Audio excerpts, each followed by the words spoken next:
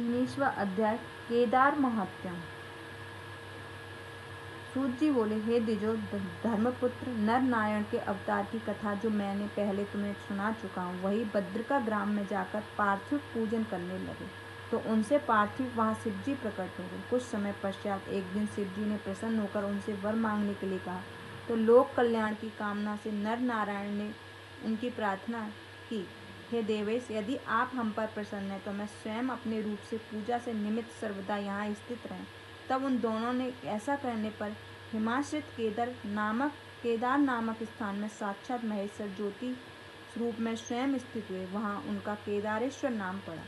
जो इन केदारेश्वर शिव के दर्शन और पूजन करता है उसके सब मनोरथ पूर्ण होते हैं। केदारेश्वर के दर्शन से स्वप्न में भी दुख प्राप्त नहीं होता। जब पांडव गढ़ वहाँ गए तो इन देवों देव ने महेश का रूप धारण करके उनके समक्ष जो वहाँ से पलायन कर दिया तो पांडवों ने दौड़कर उनकी पूंछ पकड़ ली, जिससे वो नतमुख होकर वहाँ स्थित हुए। उनका सिरोभाग नेपाल में प्रकट हुआ। इससे पांडवों को बड़ी प्रसन्नता हुई और शिवजी उनसे पूजे तो वहाँ विस्मित हो गए। शंकर जी का पूजन पांडवों को सब दुख छूट गया। उन्होंने अपनी इच्छित फल पाया। तब से केदार क्षेत्र में शंकर जी नित्य स्थित हैं, जिसका भारतवासी आज तक पूजन करते आ रहे हैं।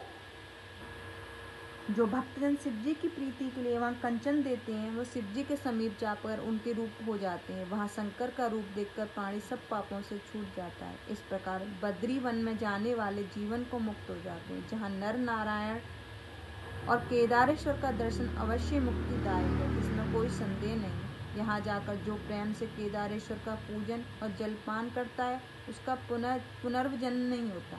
हे मनुष्य, आपने जो कुछ पूछा वह सब मैंने कहा। इससे सुनने का निस्देह सभी पाप दूर हो जाते हैं। इति श्री महापाठ चतुर्थ कोटि रुद्र संहिता का 19वां अध्याय समाप्त। जय गुरु जी।